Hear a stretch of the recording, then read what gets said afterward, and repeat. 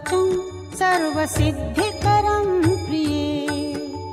शृणु वक्ष्यामि कवचं सर्वसिद्धिकरं प्रिये। पठित्वा पाठयित्वा च मुच्यते सर्वसङ्कटात्। पठित्वा पाठयित्वा च मुच्यते सर्वसङ्कटात्। अज्ञात्वा कवचं देवी गणेशस्य मानवो जपेत्। अज्ञात्वा कवचं देवी गणेशस्य मानवो जपेत्। सिद्धिर्न जायते तस्य कल्पकोटिशतैरपि।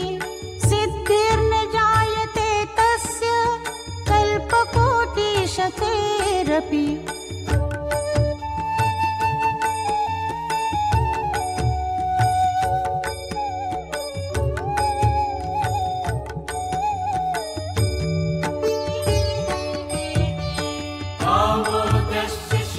पातु प्रमोदस्य शिखोपरि। सम्मोदो भ्रूयुगे पातु भ्रूमध्ये च गणाधिपः। गणक्रीडो नेत्रयुगं नासिका च गणनायकः।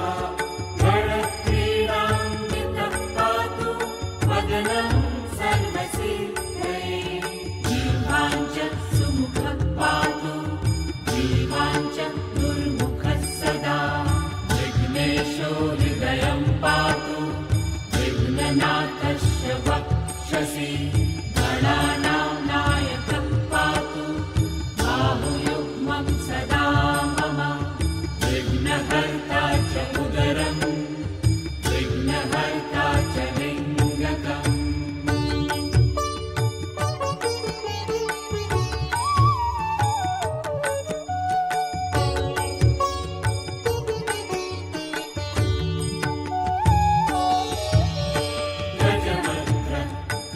देशं एकदन्तो नितम्बकं।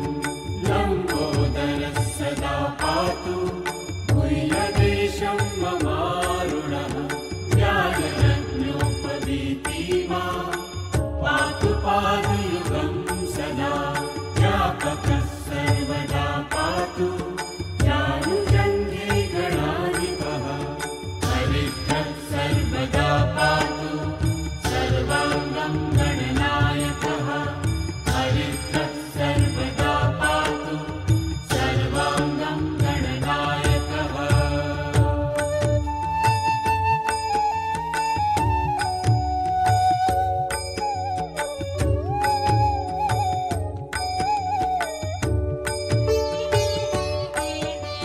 यैदं पठेत् नित्यं गणेशस्य महेश्वरी।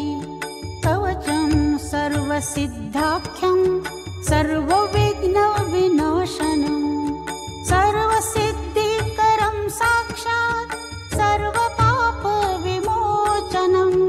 सर्वसम्पत्प्रदं साक्षात् सर्वशत्रुक्षयङ्करं।